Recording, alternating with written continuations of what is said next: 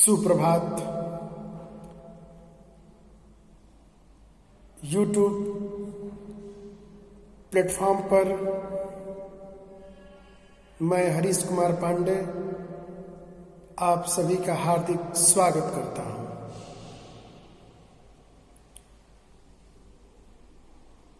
शिक्षण अधिगम प्रक्रिया एक सुउद्देश्यपूर्ण प्रक्रिया है और निरंतर और अबाध गति से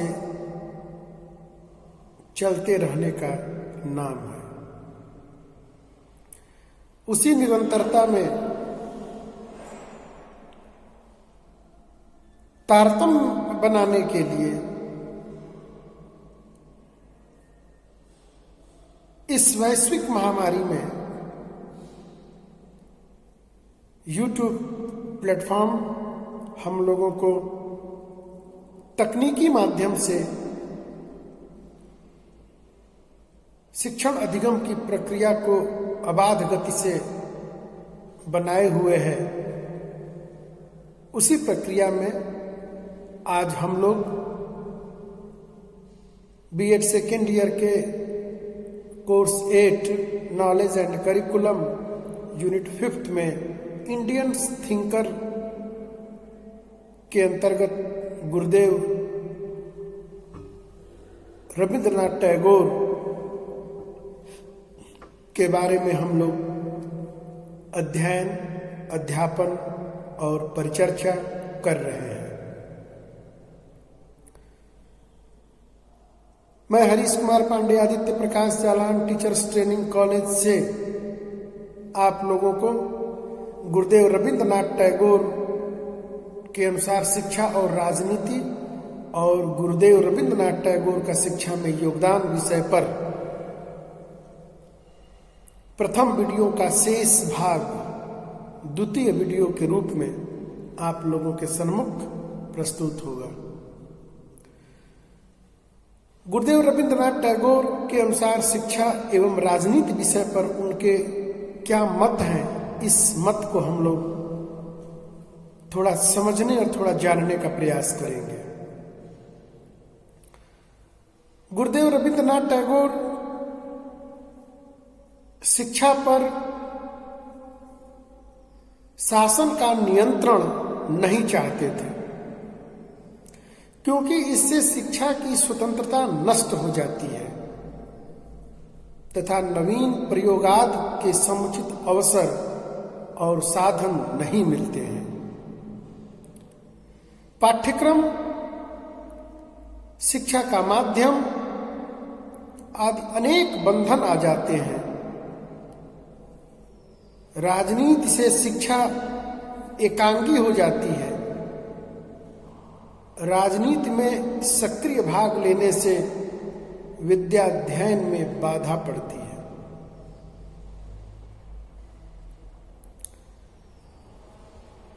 गुरुदेव रविंद्रनाथ टैगोर के विचार आज के समय में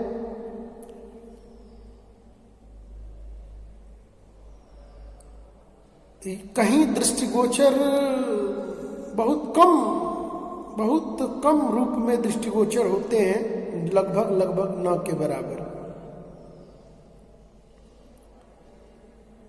आज शिक्षा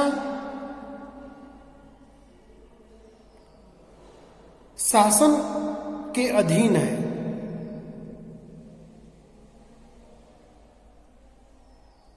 यहीं पर प्रकृतिवाद और आदर्शवाद की भरपूर झलक देखने को मिल रही है और गुरुदेव रविंद्रनाथ टैगोर आदर्शवाद से प्रकृतिवाद की तरफ उन्मुख हो रहे हैं और प्रकृतिवादी कहे जा रहे हैं। यहाँ पर ये विचार करने वाली बात है। यही आदर्शवादों की विचारधारा से प्रभावित होते तो गुरुदेव ये कहते कि शिक्षा पर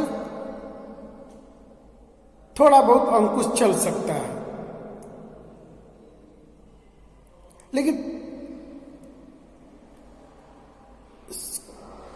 कंप्लीटली कह रहे हैं। और एक प्रकार से अगर वैदिक परंपरा से अगर तुलना की जाए तो आप इस बात को देखेंगे कि वैदिक परंपरा में भी शिक्षा पर राज सत्ता का अधिकार स्थापित नहीं था। और गुरुदेव भी यही कह रहे हैं कि शिक्षा पर राज्य का नियंत्रण नहीं होना चाहिए। तो विचारों में आदर्शवाद की यहां भी झलक है।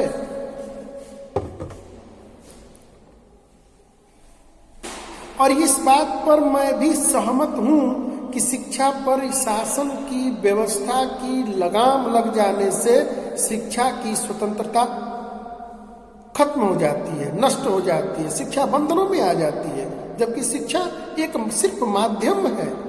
बनना और न बनना तो बालक के आंतरिक गुणों पर विकसित कर रहा है। जिस प्रकार के बालक के अंदर आंतरिक गुण होंगे, जिस प्रकार के उसके अंदर प्रकृति होगी, जिस प्रकार के उसके अंदर संस्कार होंगे, जिस प्रकार के उसके अंदर जन्मजात योग्यता होगी, शिक्षा तो उस योग्यताओं को प्रकटीकरण कर देती है एक कला और कौशल के साथ में। लेकिन शिक्षा पर शासन का नियंत्रण स्थापित होने के भी तमाम गुण हो सकते हैं, लेकिन शिक्षा पर शासन का नियंत्रण होने से गुणों की अपेक्षा अवगुण ज्यादा है। शिक्षा बंध जाती है, नवीन प्रयोग नहीं कर सकती है। शिक्षक बंधन में होते हैं, और जब तक शिक्षक बंधन मुक्त नहीं होंगे तब तक राम और कृष्ण, राम कृष्ण विवेकानंद जैसे लोग इस धराधाम पर नहीं हो पाएंगे। गुरुदेव वशिष्ठ विश्वामित्र के ऊपर शासन सत्ता का दबाव नहीं था। जब गुरु के आश्रम में, गुरुकुल में आने से मीलों दूर लोग, राजा अपने रथों से उतर जाते थे, राज मुकुट रख देते थे, खुले सिर चरण पादुका उतार कर तब गुरुकुलों में आकर गुरु के चरणों में शीश नवाते थे। मैं इस बात का मैं कोई समर्थक या वो नहीं हूं, लेकिन इससे गुरु के भी अंदर गुरुत्वपने का बोध होता था। प्रमाण के रूप में रुकते तो वर्तमान सरकार ने कई बार इससे नारा को बुलंद किया कि जब भी कोई आप सैनिक को देखें जो देश पर की रक्षा करते हैं, आप उनको सम्मान में जय हिंद बोले तो उनके अंदर ईमानदारी, कर्तव्य निष्ठा, उसके अंदर ड्यूटी की जो भावना है वो ज्यादा दृढ़वती होगी, ज्यादा बलवती होगी। मैं उस प्रमाण के आधार पर मैं इस बात को कह रहा हूं। ये भी तो किसी शिक्षा शास्त्री, समाज शास्त्री, राजनीति शास्त्री ने कहा, और भारत के प्रधानमंत्री इस बात को बार बार दोहरा रहे हैं। तो गुरुदेव रविंद्रनाथ टैगोर का स्पष्ट मत है कि शिक्षा पर शासन सत्ता का इस संबंध स्थापित न हो। पाठ्यक्रम के माध्यम से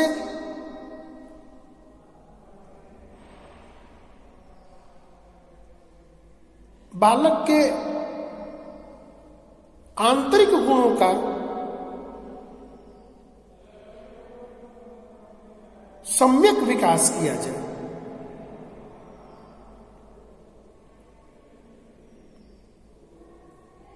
राजनीति से शिक्षा एकांगी हो जाती है, शिक्षा पंगु हो जाती है, वो कई प्रकार के बंधनों में बंध जाती है, कोई नए नए एक्सपेरिमेंट नहीं कर सकते। क्यों? क्योंकि वो नियम में नहीं है। शिक्षक भी अपने विषय से थोड़ा सा हटकर विषयांतर हुआ, तुरंत चार लोग कहने के लिए हो जाएंगे। यही कारण है कि आजकल शिक्षक से कोई प्रश्न सिलेबस से थोड़ा भी हटकर लोग पूछते तो लोग कहते कि हमारे सिलेबस में नहीं है।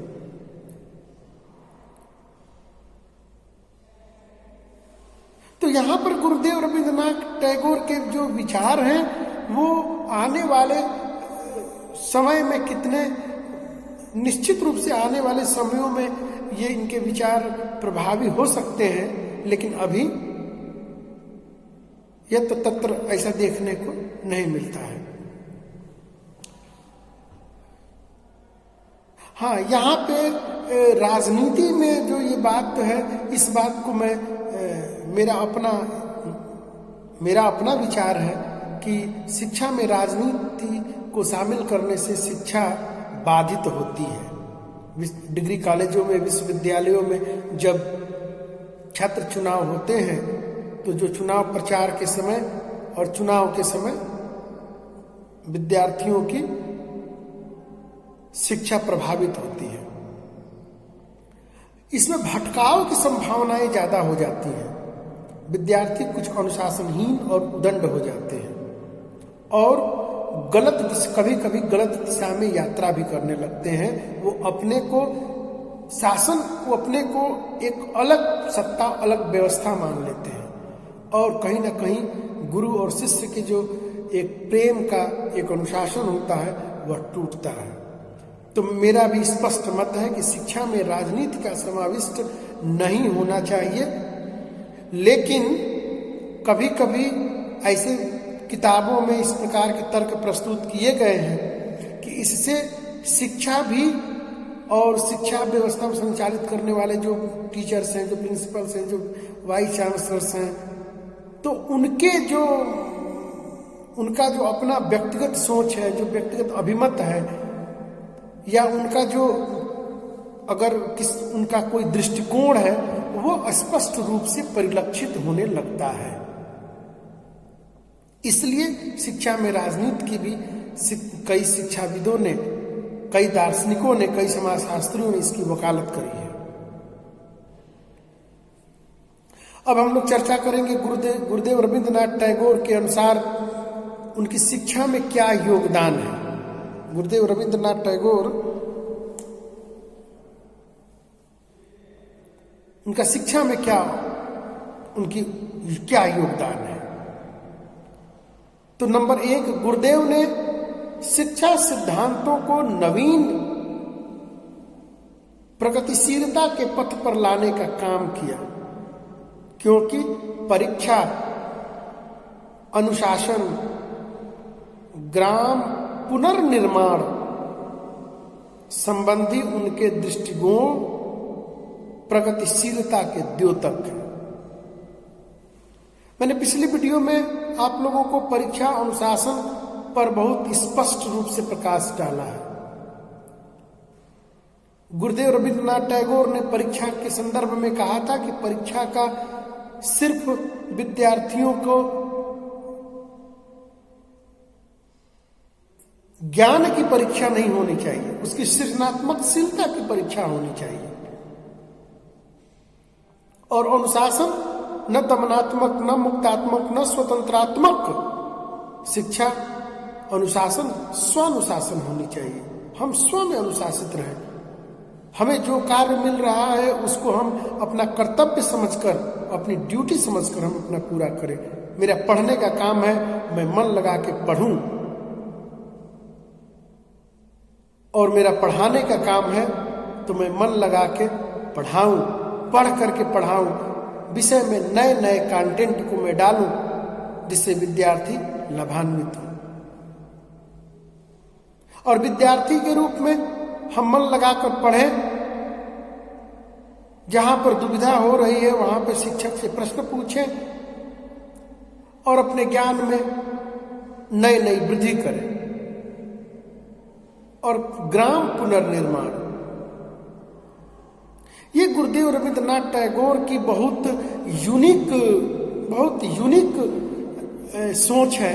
और कई विश्वविद्यालयों में आज भी रिसर्च करते समय, मतलब पीएचडी करते समय, एक कंपलसरी पेपर के रूप में रखा गया है ग्राम अवलोकन, कुछ ऐसे करके है कि मतलब शोधार्थी उस ग्राम में 1 महीने रुक कर और वहां की लोगों की समस्याएं, लोगों की शैक्षिक, सामाजिक रहन सहन, खान पान, सभ्यता, संस्कृति, आर्थिक स्थिति, देश के प्रति, स्व के प्रति, परिवार के प्रति क्या सोच है, स्वच्छता के प्रति, स्वास्थ्य के प्रति, सुरक्षा के प्रति किस प्रकार का दृष्टिकोण है, वो कैसे सोचते हैं, वो कैसा जीवन जीते हैं, कैसे स्वस्थ रहते हैं, तो किस प्रकार की देसी वस्तुओं को, देसी वनस्पतियों को उपयोग में लाकर, तो उसको देखकर एक फाइल बनानी होती है। बहुत अच्छी बात है। तो ग्राम पुनर्निर्माण लगभग उसी से मिलती जुलती गुरुदेव रविंद्रनाथ टैगोर की ग्राम पुनर्निर्माण, क्योंकि देश राज्यों, देश के अंदर राज्य, राज्य के अंदर जनपद, जनपद के अंदर नगर, नगर के अंदर ग्राम। तो मूल जो इकाई है वो ग्राम है। जब तक ग्रामीण क्षेत्रों का, गांवों का वहां पर विकास नहीं होगा, लोग शिक्षा से, स्वास्थ्य से, सुरक्षा से, आर्थिक रूप से, सामाजिक रूप से, सांस्कृतिक रूप से सुदृढ़ नहीं होंगे, शिक्षित नहीं होंगे, संपन्न नहीं होंगे, तब तक एक सुसंस्कृत और सुव्यवस्थित देश की व्यवस्था की संकल्पना नहीं की जा सकती है। इसलिए गुरुदेव रविंद्रनाथ टैगोर ने ग्राम पुनर्निर्माण की उन्होंने वकालत करी और उनकी शिक्षा में ये नवीन प्रयोग है और यह प्रयोग काफी प्रगतिशील है, नवाचार है और इससे बहुत सकारात्मक परिवर्तन आने वाला है। दूसरा, उन्होंने अध्यात्मवाद को व्यवहारिक जीवन से संबंधित किया। यह केवल गुरुदेव की ही विशेषता है। मैं इस बात से 100% सहमत हूं। अपने वीडियो में मैंने कई बार इस बात पर जिक्र किया है कि अध्यात्म का कदापि अर्थ नहीं कि कंठी माला और लेकर उसको जपना, वस्त्र धारण कर लेना। अध्यात्म जीवन जीने का एक कला है, एक मार्ग है, जिससे भोजन से शारीरिक संतुष्टि मिल सकती है, शारीरिक हिष्टता पुष्टता मिल सकता है, शारीरिक सौंदर्य मिल सकता है, लेकिन मानसिक सौंदर्य, मानसिक संतुष्टि, आत्मिक संतुष्टि, यह जब भी आपको मिलेगा तो कहीं ना कहीं आपको एक तरफ झुकाव से प्राप्त होगा और संभवतः वो सभी धर्मों में वह अध्यात्म ही है। तो गुरुदेव रविंद्रनाथ टैगोर का अध्यात्म व्यवहारिक जीवन से संबंधित है। हम अपने जीवन व्यवहार में वह कार्य करें जो खुद को भी अच्छा लगे, जिसमें हमारा कर्तव्य बोध हो, अधिकार बोध ना हो, जिसमें हमारा कर्तव्य बोध हो, और हम दूसरों की सेवा करें तो उसमें भी हमारा कर्तव्य बोध हो, न कि हमारे अंदर अहंकार की भावना का विकास हो। गुरुदेव रविंद्रनाथ टैगोर का अध्यात्म किसी प्रकार के पुस्तकीय कर्मकांड से हटके है। हम अपने जीवन में सच्चरित्रता, अच्छे अच्छे नियम, दूसरों को परहित सरिस धर्म नहीं भाई और पर पीड़ा सम नहीं अधमाई के गुण धारण करने वाला हो। उसके अंदर प्रेम, उसके अंदर करुणा, उसके अंदर त्याग, उसके अंदर दया, उसके अंदर उदारता, उसके अंदर विश्व बंधुत्व की भावना, उसके अंदर सहिष्णुता, उसके अंदर सहनशीलता, उसकी दृष्टि में व्यापकता। इस प्रकार के अगर जो व्यवहारिक गुण है, परस्पर प्रेम, इस प्रकार के व्यवहारिक दृष्टिकोण अगर व्यक्ति के जीवन में है तो गुरुदेव रविंद्रनाथ टैगोर उसको आध्यात्मिक झुकाव मानते हैं। आज बहुत बड़ी समस्या है, हम भी रानी तू भी रानी, कौन भरेगा घर का पानी, और लगभग सभी घरों में संयुक्त से हम लोग एकल की तरफ यात्रा बहुत आगे तक कर चुके हैं। संभवतः अब इतना देर हो चुका है कि संयुक्त की कल्पना सिर्फ एक परिकल्पना है। और सारी समस्याओं का जड़ है जो मैंने अभी भी लाइनें बोली है। प्रत्येक घर का प्रत्येक व्यक्ति, ये टैगोर की शिक्षा ये सिर्फ मस्तिष्क में रटने की शिक्षा नहीं है, मनुष्य मात्र की यह शिक्षा है कि हम खाना हमने खाया तो वहां के जो बर्तन में खाया वो बर्तन को अगर धो के न रख सके तो कम से कम धुलने के स्थान पर रखना, यह आपका परम कर्तव्य है। और वहीं छोड़ देना मतलब शिक्षा से मतलब क्या? शिक्षा से मतलब कोई लेक्चर थोड़ी होता है कि बैठ के सब पर शासन स्थापित करते रहे, सबको लेक्चर सुनाए। हम भी अपनी ड्यूटी को समझे कि हमारी क्या ड्यूटी है। घर को हम गंदे करते हैं तो साफ रखने की भी ड्यूटी हमारी होनी चाहिए। कपड़े हम पहनते हैं तो कपड़े धुलने की भी ड्यूटी हमारी होनी चाहिए। खाना हम खाते हैं तो उस खाने की व्यवस्था करना, गेहूं कहां से आ रहा है, खेती बागी, परिश्रम, सब्जियां लाना, सब्जियां उगाना, ये सब गुरुदेव रविंद्रनाथ टैगोर को अगर आप विधिवत पढ़ेंगे तो उनमें ये आपको विस्तार पूर्वक मिलेगा। तभी तो गुरुदेव रविंद्रनाथ टैगोर कहते हैं कि खेती करना, परिश्रम करना, कुत्तों के पीछे भागना, बिल्ली के पीछे भागना, पेड़ों पर चढ़ना, फल तोड़ना है। वृक्ष तो लगे हैं, फल लगा हुआ है, तोड़ेगा कौन? जो तोड़ रहा है वो भी तो व्यक्ति है, तो वो तोड़ सकता है तो हम क्यों नहीं तोड़ सकते? अगर हम गिर सकते हैं तो वो भी गिर सकता है। तो इस प्रकार की भावना का जो उदय है वो गुरुदेव रविंद्रनाथ टैगोर का शिक्षा में बहुत बड़ा इनका कंट्रीब्यूशन है।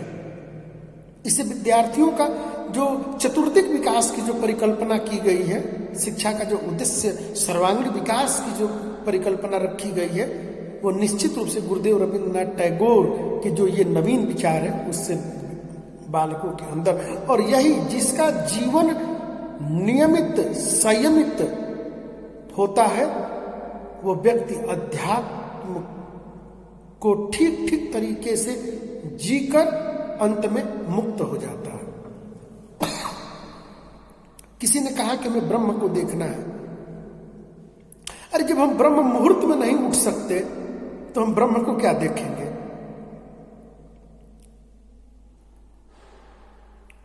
अब आजकल के तो बच्चों को संभवतः ये ज्ञान ही नहीं होगा कि सूर्योदय शायद ही वो देखे हों। सूर्योदय से पहले जो लालिमा बिखरती है जिसको हम लोग अरुणोदय बोलते हैं,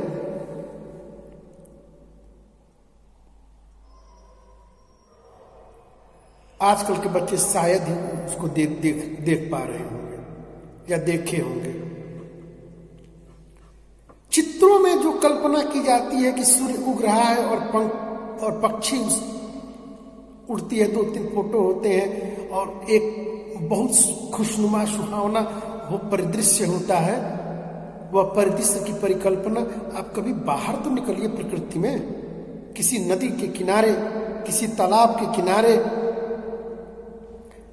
सुबह के सूर्योदय से 1 घंटे पूर्व जाइए, आपको जो सीनरी में आपने देखा है वो देखने को मिलेगा। बहुत कुछ जो शब्दों की व्याख्या, जो शब्द व्याख्यातीत हैं, उन शब्दों को जानने का, जीवंत जीने का आपको अवसर प्राप्त होगा। और गुरुदेव रविंद्रनाथ टैगोर शांति निकेतन विश्व भारती में इसको स्थापित करके इसको व्यवहारिक जीने का और अनुकरण और अनुसरण करके उन्होंने प्रैक्टिकल करके दिखाया। आज भी विश्व भारती में जाएंगे तो आपको मिलेगा। काशी हिंदू विश्वविद्यालय वाराणसी में आप जाएंगे BHU में तो आज भी आपको इस प्रकार का वातावरण देखने को मिलेगा। और सच पूछिए तो शिक्षा और अभिप्रेरणा ये कोई बाह्य आरोपित वस्तु नहीं है, यह आंतरिक वस्तु है जो हमारे अंदर से स्फुरित होती है। और उसके लिए इन्वायरमेंट, मैं बार बार कह रहा हूं कि शिक्षा का काम, अब भले कोई ये मान ले शिक्षा का काम शिक्षा देना है, शिक्षा का काम बहुत स्पष्ट नीतियों में स्वीकार कर लिया गया। सारे शिक्षाविद इस पे एक मत है कि शिक्षा का काम है लर्निंग इन्वायरमेंट क्रिएट करना। जिस प्रकार माँ बाप अपने बच्चे को पढ़ने के लिए और पढ़ाने भेजने के लिए, स्कूलों में भेजने के लिए सब प्रकार की व्यवस्थाएं करके विद्यार्थी को भेज देते हैं, ऐसे ही शिक्षक अपने विद्यालय को, अपने क्लासरूम को, अपने लेक्चर को इस प्रकार से सुसज्जित करे, इस प्रकार से केंद्रित करे कि विद्यार्थी उसमें स्वतः ही अपनी योग्यता, अपनी रुचि, अपनी क्षमता, अपनी आवश्यकता, अपने रुझान के अनुसार अपनी छुपी हुई प्रतिभा को साकार रूप दे सके। आगे भी बहुत कुछ है, आज की वीडियो में यहीं पर समाप्त करूंगा। गुरुदेव ऐसे तो फिलॉसफी बहुत ही इंटरेस्टिंग सब्जेक्ट है। दोनों पक्ष अगर हम लोग प्रत्यक्ष रूप से होते तो बहुत से विचारों का आदान प्रदान होता। ऐसे बहुत से विचार जो ध्यान में आते हैं वह तो निकल गए, और बहुत से विचार में ही रह जाते हैं। तो ऐसी स्थिति बने और पुनः मैं आप लोगों को नई नई जानकारी और नए नए ज्ञान से हम लोग उस अधिगम परिस्थिति का निर्माण करें जहां पर आपका भी व्यवहार परिवर्तन हो और मैं भी कुछ आप लोगों से नई नई बातों को सीख सकूं। इसी के साथ मैं अपनी आज की बात यहीं पे मैं समाप्त रखता हूं, और यह आशा रखता हूं कि आप लोग को मेरी बात समझ में आ रही है। जहां पे भी कोई शंका, कोई समाधान कोई उत्पन्न हो, आप लोग निसंकोच चैट बॉक्स में आप लोग अपने अभिमत, अपने प्रश्न दे सकते हैं। तब तक के लिए बहुत बहुत धन्यवाद।